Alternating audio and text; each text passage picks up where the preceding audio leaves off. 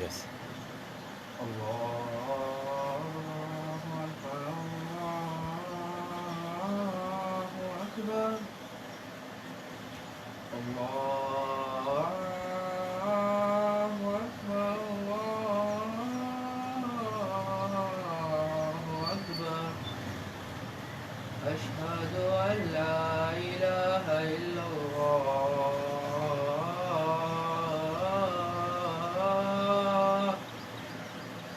أشهد أن لا إله إلا الله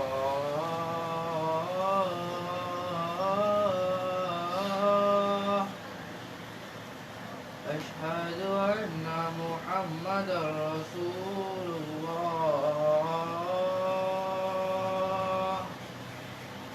أشهد أن محمدا رسول الله حي على الصلاة حي على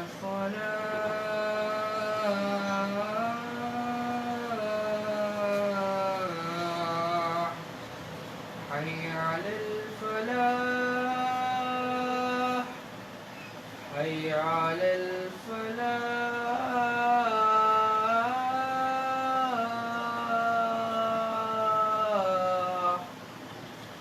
الله أكبر الله أكبر لا إله إلا الله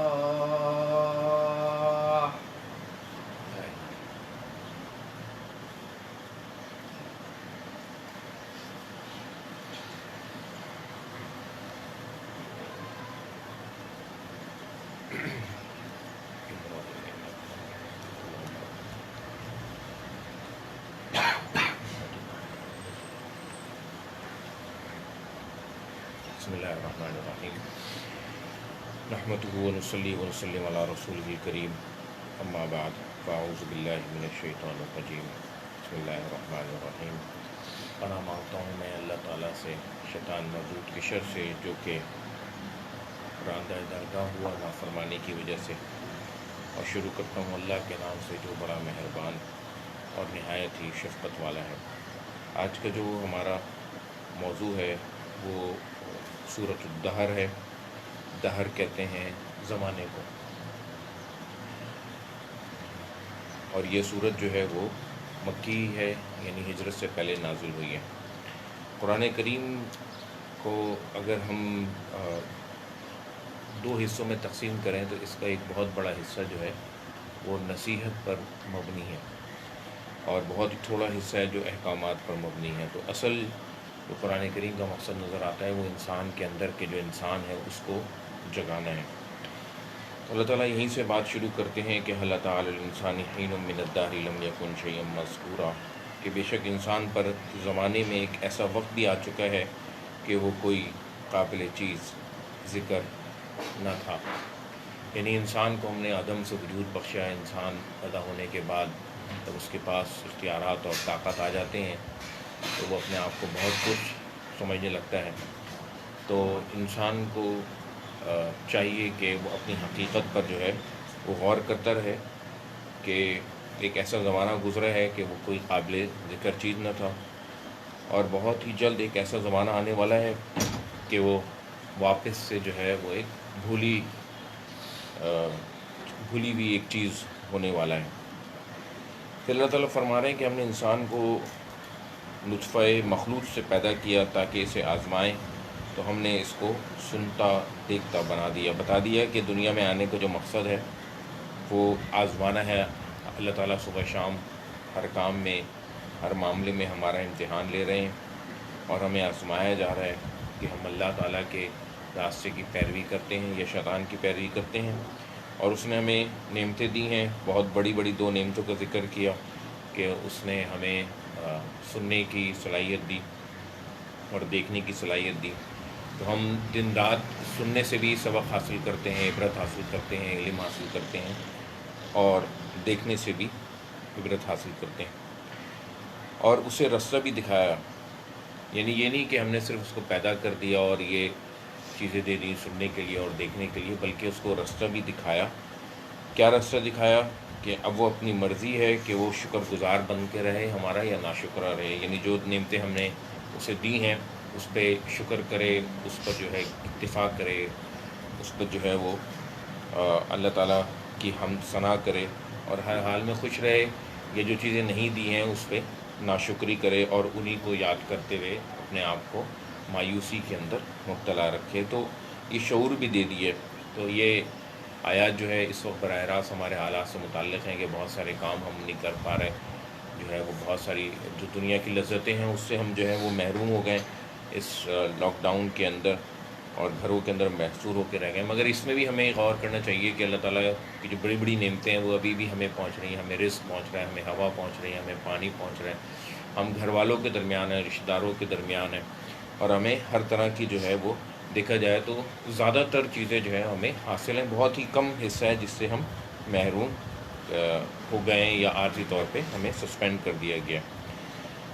پھر اللہ تعالیٰ نے بتا دیا کہ جو لوگ ہمارے ناشکرے ہیں، ہماری نافرمانی کر رہے ہیں، ہم نے کافروں کے لیے زنجیر اور طوق اور دہکتی آگ تیار کر رکھی ہے۔ یعنی پیچھے آیت میں ذکر ہوا اما کفورا، یعنی کون لوگ ہمارے ناشکرے ہیں، تو یہاں پہ بتا دیا کہ ہم نے ناشکروں کے لیے جو ہے نا وہ نہ یہ صرف یہ کہ دنیا تنگ کر دی گئی ہے بلکہ آخرت میں بھی ان کے لیے زنجیر، طوق اور دہکتی آگ تیار کی گئی ہے۔ یہی مضمون دوسری آیت میں بھی اللہ تعالیٰ نے بیان کیا کہ لئن شکرتم لازیدنکم، اگر تم ہمارا شکر کرو گے ہم تمہیں لازماً ضرور بضرور دیں گے، ولئن کفرتم، اور اگر تم ہماری ناشکری کرو گے تو ان عذابی لشدید، کہ میں نہ صرف یہ کہ تم سے وہ نعمت چھین لوں گا بلکہ میرا عذاب جو ہے وہ بہت ہی زبردست ہے۔ لہٰذا جو نیکوکار ہیں اور وہ ایسی شراب نوش جان کریں گے جس میں کافور کی آمیزش ہوگی، یعنی جو شکر کرنے والے بندے ہیں ان کو اللہ تعالیٰ نعمتوں میں دے گا اور ایسے ڈرنکس وہاں پہ پلائے گا کہ جس میں کافور کی آمیزش ہوگی۔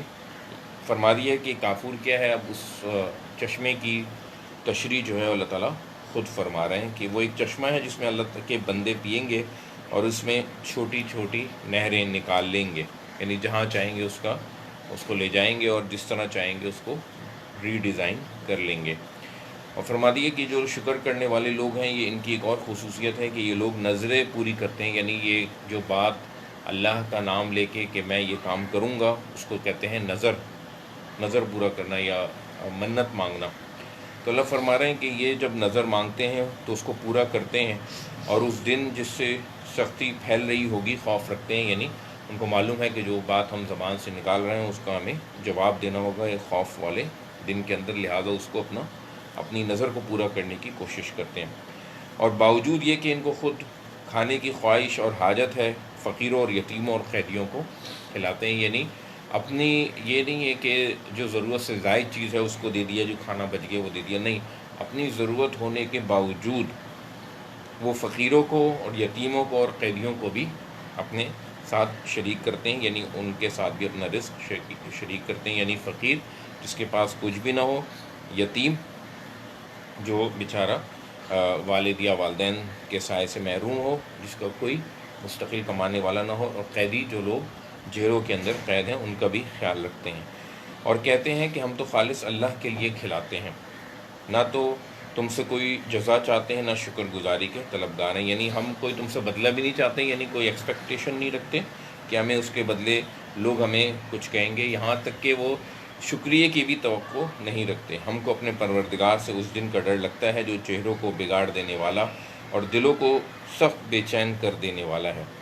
تو اللہ ان کو اس دن کی سختی سے بچا لے گا اور تازگی اور خوش دلی عنایت فرمائے گا۔ فرمایا کہ یہ وہ جو آزمائش کے اندر پورا اتر رہے ہیں اور اب دنیا میں اپنے اوپر تنگی جان بوجھ کے لا رہے ہیں، یعنی کمی ہونے کے باوجود جو ہے اپنا رزق لوگوں کے ساتھ شریک کر رہے ہیں، تو اس کے بدلے میں اللہ تعالیٰ ان کو اس دن کی سختی سے بچا لے گا اور تازگی اور خوش دلی عنایت فرمائے گا، یعنی ان کے دلوں میں خوف اور گھبراہٹ اس دن نہیں ہوگی۔ اور ان کے صبر کے بدلے ان کو جنت کے باغ اور ریشم کے ملبوسات عطا کرے گا، ان میں وہ تختوں پر تکیے لگائے بیٹھے ہوں گے، وہاں نہ دھوپ کی حدت دیکھیں گے اور نہ سردی کی شدت، یعنی موسم جو ہے وہ اعتدال والا ہوگا، نہ گرمی ہوگی اور نہ سردی ہوگی۔ ان سے ثمردار شاخیں اور ان کے سائے قریب ہوں گے اور میووں کے گچھے جھکے ہوئے لٹک رہے ہوں گے۔ بتا دیا کہ وہاں یہ جو نعمتیں اللہ تعالیٰ کی بہت آسانی سے دستیاب ہوں گی۔ خدام یعنی خدمتگار چاندی کے برتن لیے ہوئے ان کے ارد گرد پھریں گے، اور شیشے کے نہایت شفاف گلاس، اور شیشے بھی چاندی کے جو ٹھیک اندازے کے مطابق بنائے گئے ہیں، اور وہاں ان کو ایسی شراب بھی پلائی جائے گی جس میں سونڈ کی آمیزش ہوگی، یعنی ایسا ان کو ڈرنک پلایا جائے گا جس میں سونڈ کی آمیزش ہوگی۔ یہ بہشت میں ایک ایسا چشمہ ہے جس کا نام سلسبیل ہے، اور ان کے پاس لڑکے آتے جاتے ہوں گے جو ہمیشہ ایک ہی حالت پر آئیں گے، جب تم ان پر نگاہ ڈالو گے تو خیال کرو گے کہ بکھرے ہوئے موتی ہیں، یعنی نوجوان لڑکے ہوں گے جو پھرتیلے ہوں گے اور ایسے صاف شفاف ہوں گے، یعنی گندے اور میلے کچیلے نہیں ہوں گے۔ اور بہشت میں جہاں آنکھ اٹھاؤ گے کثرت سے نعمت اور عظیم و شان سلطنت دیکھو گے۔ ان کے بدنوں پر دیبائے سبز اور اطلس کے کپڑے ہوں گے، اور انہیں چاندی کے کنگن پہنائے جائیں گے، اور ان کا پروردگار ان کو نہایت پاکیزہ شراب پلائے گا۔ یہ تمہارا صلہ اور تمہاری کوشش اللہ کے ہاں مقبول ہوئی ہے۔ اور فرما دیا کہ اے محمد، ہم نے تم پر قرآن آہستہ آہستہ نازل کیا ہے، لہذا تم بھی اس کو آہستہ آہستہ پڑھو، تو اپنے پروردگار کے حکم کے مطابق صبر کیے رہو۔ یعنی آہستہ آہستہ نازل کیا ہے، کیوں آہستہ آہستہ نازل کیا ہے؟ تاکہ غور و فکر کا جو سلسلہ ہے وہ انسان جاری رکھے اور ہر آیت پہ غور و فکر رکھے۔ تو تم اپنے پروردگار کے حکم کے مطابق صبر کیے رہو، یعنی جو مشکلات آ رہی ہیں یاد رکھو کہ جنت کی بشارتیں اور نعمتوں کی جو تمہیں چیزیں بتائی جا رہی ہیں وہ تمہیں اس لیے ملیں گی کہ تم صبر کرو گے، لہذا تم صبر کیے رہو، اور ان لوگوں میں سے کسی بدعمل اور ناشکرے کا کہا نہ مانو، اور صبح شام اپنے پروردگار کا نام لیتے رہو، یعنی ہر حال میں اللہ کو یاد کرتے رہو، اور رات کو بڑی رات تک اس کے آگے سجدے کرو اور اس کی پاکی بیان کرتے رہو، یعنی رات کو تہجد کے لیے بھی اٹھو اور رات کو غفلت کی نیند میں نہ رہو۔ یہ لوگ دنیا کو دوست رکھتے ہیں اور قیامت کے بھاری دن کو پس پش چھوڑے دیتے ہیں، یعنی پہلے بھی بتایا تھا کہ اللہ تعالیٰ فرماتے ہیں کہ قیامت جو ہے وہ دور نہیں ہے، وہ بہت قریب ہے۔ تو جو لوگ آخرت پر یقین نہیں رکھتے تو وہ قیامت کو جو ہے وہ اس کے نظریے کو، اس دن کو پس پش رکھے ہوئے ہیں۔ ہم نے ان کو پیدا کیا اور ان کو جوڑ بھی مضبوط بنا دیا۔ فرمایا کہ یہ جو اللہ تعالیٰ نے نعمتیں دی ہیں یہ اس لیے دی ہیں کہ یعنی بہت بڑی نعمت کا ذکر کیا، نہ صرف یہ تمہیں کہ پیدا کیا جیسے سورہ کے شروع میں ابتدا میں بتایا تھا، بلکہ ساتھ ساتھ یہ بھی بتایا کہ تمہارے جوڑ بھی مضبوط کیے ہیں، کہ اگر یہ جوڑ نہ ہوتے تو انسان بیٹھ نہیں سکتا تھا، وہ سیدھا کھڑا نہیں ہو سکتا تھا، جو ہے وہ گھٹنوں کے جو ہے وہ گھٹنوں سے فائدہ نہیں اٹھا سکتا تھا۔ لہذا جن لوگوں کے جوڑ کمزور ہو جاتے ہیں وہ اس بات کو، اس نعمت کو اچھی طرح سمجھ سکتے ہیں، اور اگر ہم چاہیں تو ان کے بدلے انہی کی طرح اور لوگ لے آئیں، یعنی ایسا نہیں ہے کہ یہ لوگ ہیں ہم پر کوئی احسان کریں، ہم چاہیں تو ان کو بدل سکتے ہیں۔ اب فرما دیا کہ یہ ساری چیزیں جو اللہ تعالیٰ نے ذکر کی ہیں، اب صورت کا اختتام ہے، فرما دیا کہ یہ تو ایک نصیحت ہے، جو چاہے اپنے پروردگار کی طرف پہنچنے کا رستہ اختیار کرے، اور تم کچھ بھی نہیں چاہ سکتے مگر جو اللہ کو منظور ہو، بے شک اللہ جاننے والا اور حکمت والا ہے۔ جس کو چاہتا ہے اپنی رحمت میں داخل کر لیتا ہے، اور ظالموں کے لیے اس نے دکھ دینے والا عذاب تیار کر رکھا ہے۔ یہ خطبے کا پہلا حصہ مکمل ہوا۔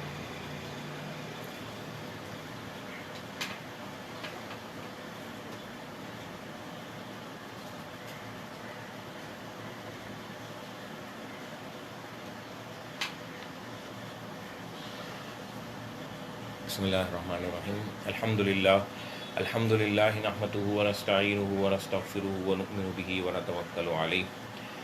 تمام تعریفیں اللہ کے لیے ہیں، تمام حمد اللہ کے لیے، ہم اسی سے مدد طلب کرتے ہیں، اسی سے مغفرت طلب کرتے ہیں، اور اسی پر ہم توکل کرتے ہیں، اور اسی پر ہم ایمان لاتے ہیں۔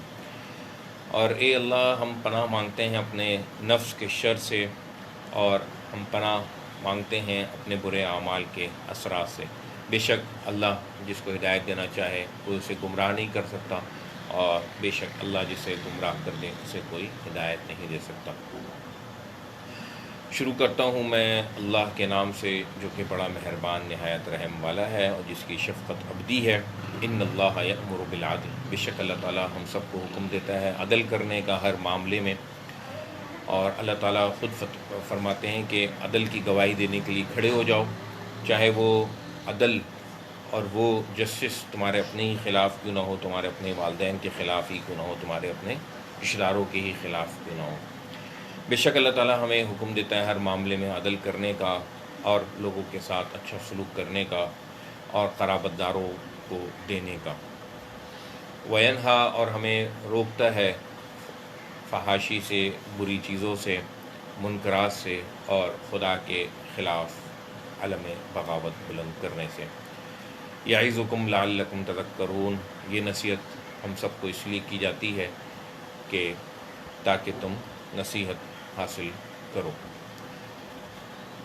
بہت قوی امید ہے کہ آئندہ جمعے سے جو ہے وہ رمضان المبارک جو ہے وہ شروع ہو جائے، تو رمضان المبارک کی تیاری کے لیے اپنے دن و اوقات دن اور رات کے جو اوقات ہیں ان کو ترتیب دیجیے اور ایک وقت بنائیے کہ کس وقت اٹھنا ہے، کس وقت سونا ہے، کس وقت جانا ہے، اور اپنی ٹو ڈو لسٹ جو ہے وہ مینیج کیجیے۔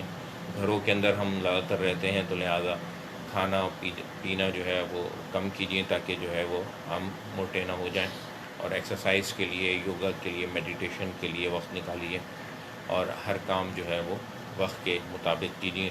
انشاءاللہ جو ہے وہ یہ جو لاک ڈاؤن میں جو مشکل مراحل آئے ہوئے یہ جو ہے انشاءاللہ بہت جلد جو ہے وہ ختم ہو جائیں گے، اور یہ وقت بھی انشاءاللہ گزر جائے گا۔ دعا فرمائیے کہ اللہ تعالیٰ ہم سب کو بیماریوں سے محفوظ رکھے، ہر طرح کی پریشانیوں سے محفوظ رکھے۔ کرونا جس کا وائرس بہت عام ہوا ہوا ہے، اس سے ہماری حفاظت فرمائے، اور جو لوگ بیمار ہیں خصوصاً کرونا کی وجہ سے بیمار ہیں، اللہ تعالیٰ ان کو شفاء کاملہ عاجلہ مستمرہ دائمہ عطا فرمائے، اور اللہ تعالیٰ ہمیں حقوق اللہ اور حقوق العباد احسن طریقے سے، بہترین طریقے سے پورا کرنے کی توفیق عطا فرمائے۔ وآخر دعوانا ان الحمدللہ رب العالمین۔ نماز شروع کرتے ہیں تو اپنے موبائل فون سائلنٹ پہ کر دیجئے، وائی فائی جو ہے وہ آف کر دیجئے، یا ڈیٹا جو ہے اس کو آف کر دیجئے۔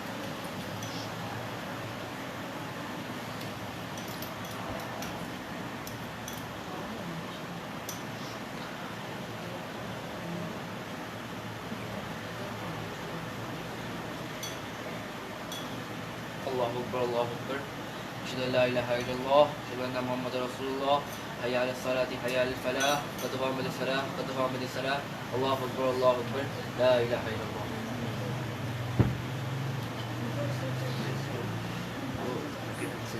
نہیں،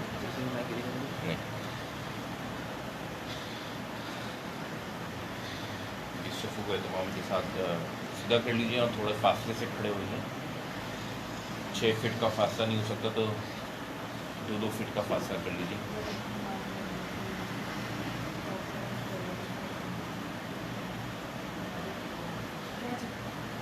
اللہ اکبر۔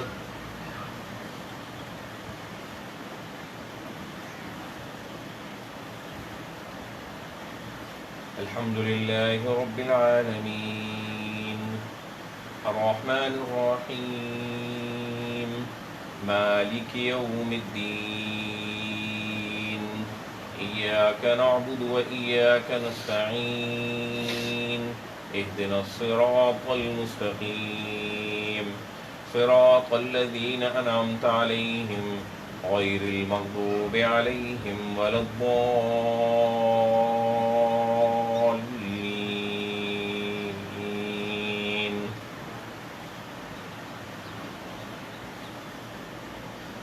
سبح اسم ربک الاعلی الذی خلق فسوى والذی قدر فہدى والذی اخرج المرعى فجعله غثاء أحوى سنقرئك فلا تنسى إلا ما شاء الله إنه يعلم الجهر وما يخفى ونيسرك لليسرى فذكر إن نفعت الذكرى سيذكر من يخشى ويتجنبها الأشقى الذي يصلى النار الكبرى ثم لا يموت فيها ولا يحيا قد أفلح من تزكى وذكر اسم ربه فصلى بل تؤثرون الحياة الدنيا والآخرة خير وأبقى إن هذا لفي الصحف الأولى صحف إبراهيم وموسى. الله أكبر.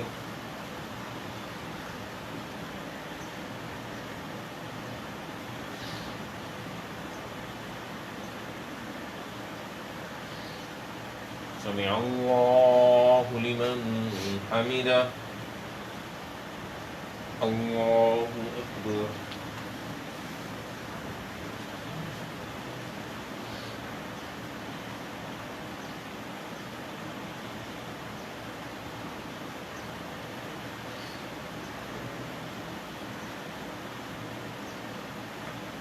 الله أكبر. الله أكبر.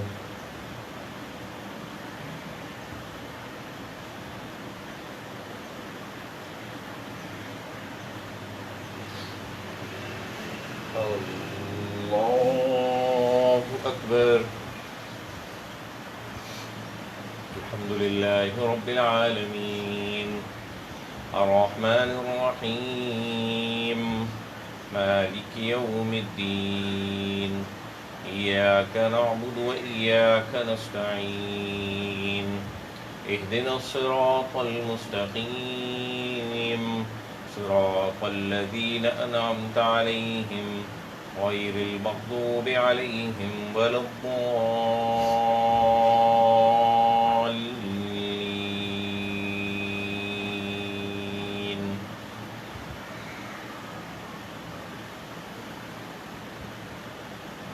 هل أتاك حديث الغاشية وجوه يومئذ خاشعة عاملة ناصبة تصلى نارا حامية تسقى من عين آنية ليس لهم طعام إلا من ضريع لا يسمن ولا يغني من جوع وجوه يومئذ ناعمة لسعيها راضية في جنة عالية لا تسمع فيها لاغية فيها عين جارية فيها سرر مرفوعة وأكواب موضوعة ونمارق مصفوفة وزرابي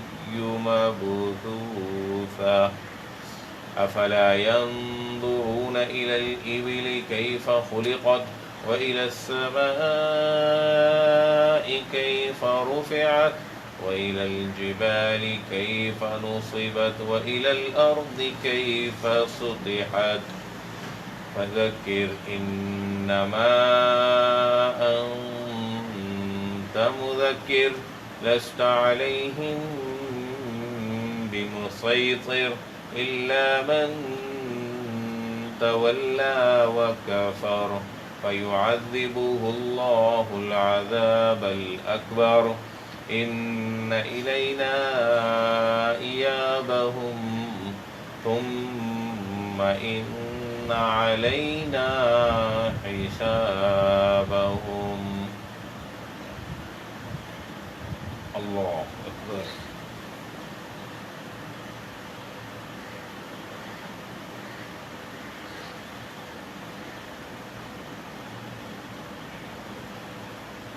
سمع الله لمن حمده. الله أكبر.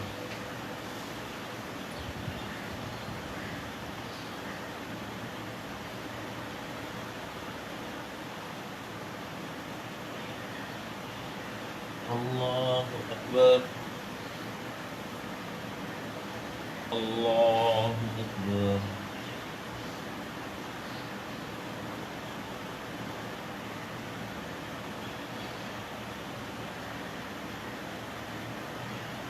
الله أكبر.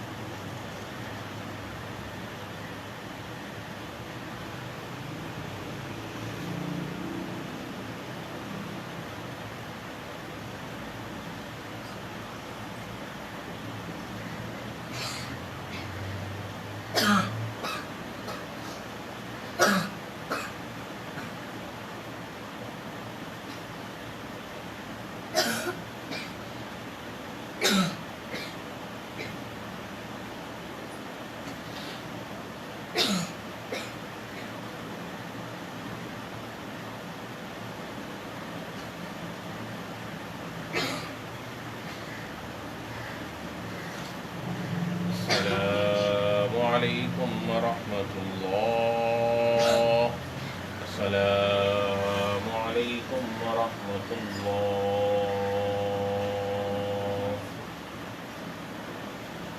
الحمد للہ.